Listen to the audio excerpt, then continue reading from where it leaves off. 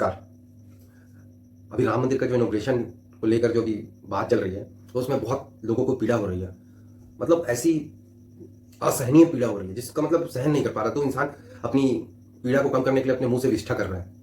तो देखते हैं कि राम मंदिर के बारे में क्या-क्या बोला है इन्होंने। पहले तो है सैम पित्रोदा, जो राहुल गांधी के गुरु हैं, जो बाहर हार्वर्ड में, कैम्ब्रिज में, इस प्रकार की जगहों में राहुल गांधी का इवेंट ऑर्गेनाइज करते हैं। तो 4-5 लोगों को बैठाकर एक राहुल गांधी को इंटेलिजेंट बताने का कोशिश करते हैं। तो ये उनके गुरु हैं, जिनसे राहुल गांधी को भी विद्या ली है। राहुल गांधी ने इन्हीं से विद्या ली है कि कहाँ की बात कहाँ करते करते कहाँ पहुंच जाता है इंसान। पहले आप इनका वीडियो देखिए। Because I see too much importance given to religion. I see that democracy is being undermined. When Prime Minister of a country for 10 years does not give a press conference, that bothers me. When Prime Minister has no problem giving name to a national stadium on his own name, then is all involved in the Ram Temple, Ram Mandir, Diya Jalao. Okay?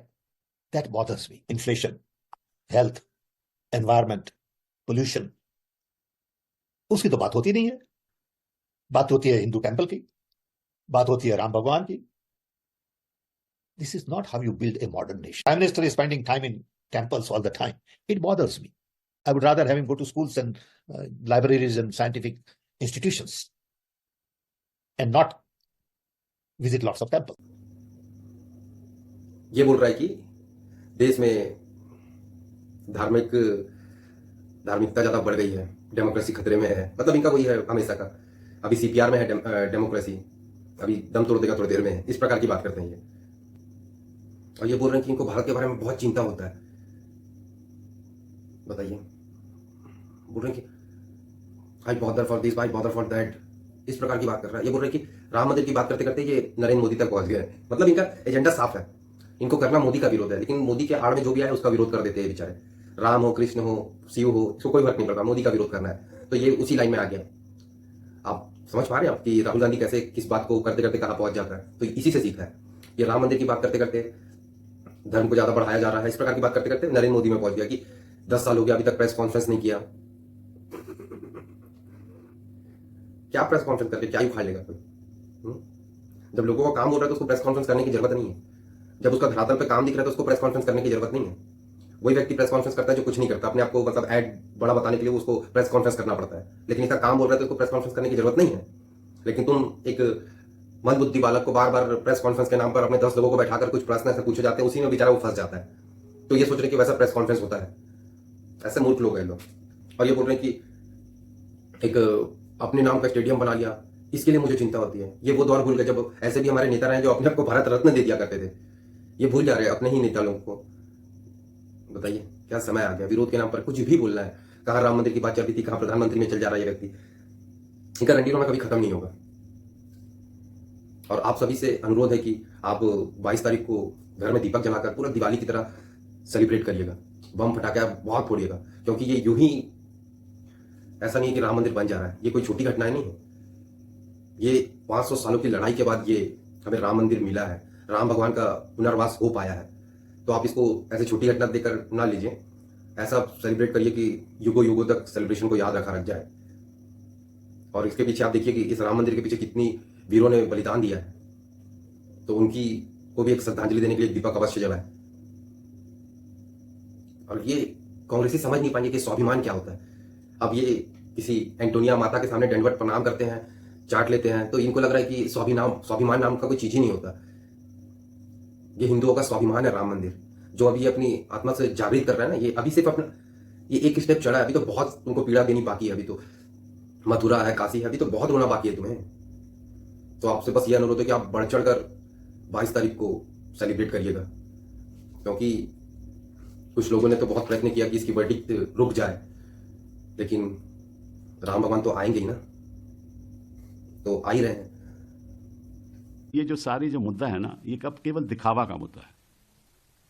हम राम की बात तो करते हैं, और जो हमारे आचरण हैं वो राम की जो आचरण थे उनसे कहीं दूर है।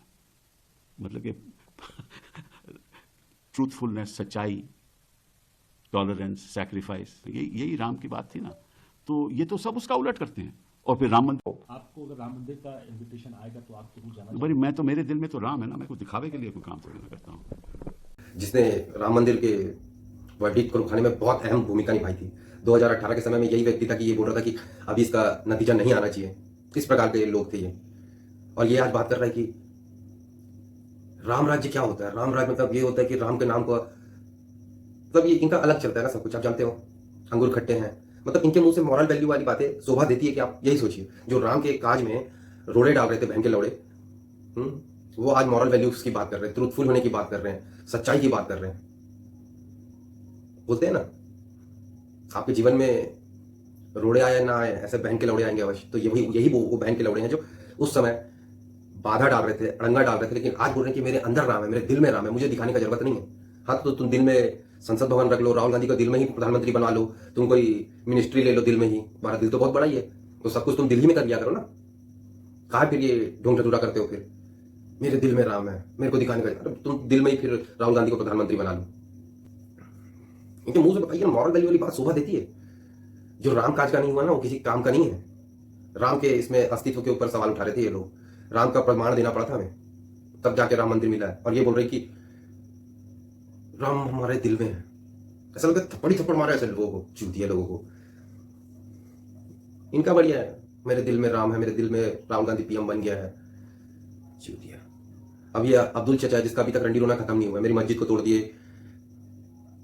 आप वीडियो देखिए अब्दुल चचा का, क्या नाम है इसका, छोड़ो नाम उतना इंपॉर्टेंट नहीं है, क्या रहमान बोल गया है, मुस्तफिजुर रहमान क्या है। मेरे जाने का तो कुछ सवाल ही पैदा नहीं होता। मेरी मस्जिद जो कि वहाँ एक जमाने की मस्जिद थी, बनी हुई थी, अपनी जगह में बनी हुई थी, लेकिन इसके बावजूद भी उस मस्जिद को बहरहाल खत्म कर दिया गया। अल्लाह से दुआ करेंगे बस इस बात की कि अल्लाह ताला के इस बाबरी मस्जिद जो हमसे छीन ली गई है वो हमें वापस दे। बोलने दे, तकलीफ हुआ है बेचारे को, बोल। ये अभी तक मस्जिद को लेकर, हमारी मस्जिद को तोड़ दिया, हमारी मस्जिद को तोड़ दिया, हमारी मस्जिद को तोड़ दिया, रंडी रोना चल रहा है इनका।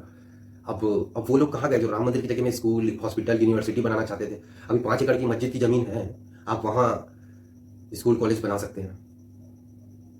आप बोल के तो देखिए, आप नहीं बोलोगे, क्योंकि सेकुलरिज्म वहीं दिखाएगा जहां हिंदू रहेगा, वहीं सेकुलरिज्म दिखाने का ढोंग रचना है। बाकी कहीं सेकुलरिज्म का आपको दिखावा नहीं करना है। हिंदू है तो वहां हॉस्पिटल ये बन सकता है, मंदिर उतना जरूरी नहीं है। क्यों?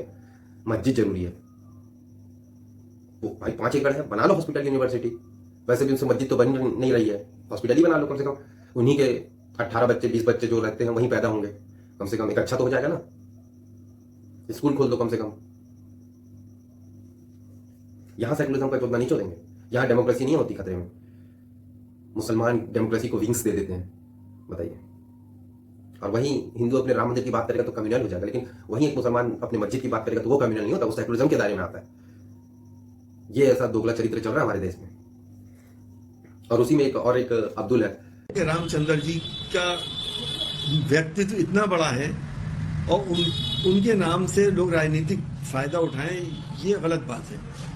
उनके डेकोरम के खिलाफ है ये बात कि आप उनका नाम लेके अपने वोटों को ध्रुवीकरण करें, लोगों के ऊपर जुल्म करें, मस्जिदें तोड़ दें, ये सब कुछ करें।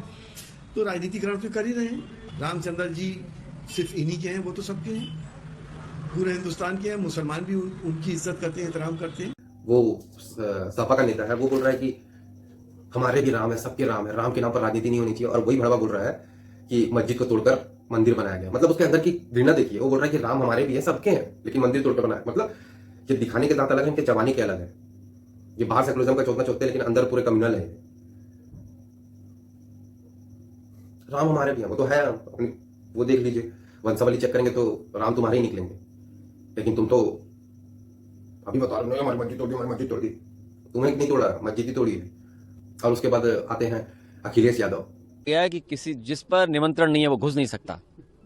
तो अब ये बताइए, अब ये भी कंट्रोल कर रहे हैं कि निमंत्रण भगवान राम किसको देंगे। ये कंट्रोल तो नहीं होना चाहिए। जिसको भगवान बुलाते हैं उन्हीं को मौका मिलता है। अब जब बुलाएंगे तो हम लोग जाएंगे।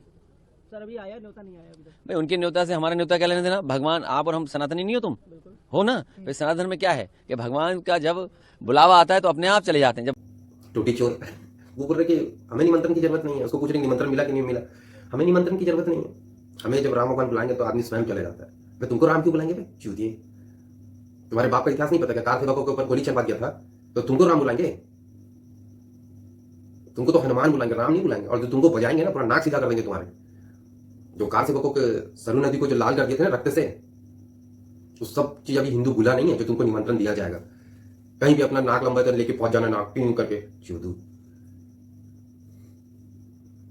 हमें निमंत्रण कोई जरूरत नहीं है। अब राम के नाम पर निमंत्रण, अबे भोसड़ी का एक प्रोग्राम हो रहा है, इतना अकल नहीं है, नेता कहां से बन जाते पता नहीं है, क्या बोलोगे? निमंत्रण देने की जरूरत नहीं। अबे पहले इनॉग्रेशन हो रहा है तो उस समय तो निमंत्रण देगा ना कि पूरी भारत की जनता को देखे उस जगह पे। एक कुछ विशेष लोगों को एक सिक्योरिटी प्रदान करेगा ना, सब बड़े बड़े लोग आएंगे तो सबके अलग अलग सिक्योरिटी होगी ना, उस हिसाब से सबको इन्विटेशन दिया जाता है। ऐसा नहीं कि कहीं मुंह उठा के चल दो, पार्टी नहीं हो रही बगल में, शादी पार्टी नहीं हो रही कि चल दिया मुंह उठा के, टोटी चोर।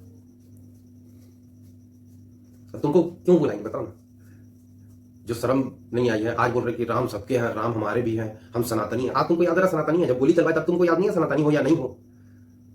क्या समय के हिसाब से तुम गिरगिट बन रहे हो क्या? समय के हिसाब से सनातनी बनोगे और समय के हिसाब से आप जालीदार टोपी पहनोगे? तो ऐसा दोगलापन नहीं चलेगा। वो पुराने समय में चल जाता था, अब नहीं चलेगा। तमराज किलवीस, ऐसे झाटू लोगों की बात को ज्यादा इंपॉर्टेंस देना नहीं है। 22 तारीख को इनकी और जलानी है, भव्य तरीके से जलानी है। अभी तो काशी और मथुरा भी बाकी है। इनको पूरा इनका पूरा रोस्ट कर देना, एकदम जला के एकदम ग्रिल कर देना, ग्रिल। और वैसे भी कुछ लोगों को निमंत्रण दिया तो वो आ भी नहीं सक रहे बेचारे। मतलब ऐसा हो गया कि मछली का कांटा हो गया, उनके गले में फंस गया है, ना अंदर जा रहा है ना तो बाहर आ रहा है। ऐसे कुछ लोग हैं जो हमें हंसी आता है, दुविधा में फंस गए बेचारे। बाकी आप क्या सोचते हैं कमेंट करके अवश्य बताएं। अगर वीडियो पसंद आए तो वीडियो को लाइक करें, शेयर करें, सब्सक्राइब अवश्य करें। जुड़ने के लिए बहुत बहुत आभार। जय भारत, जय हिंद, जय श्री राम।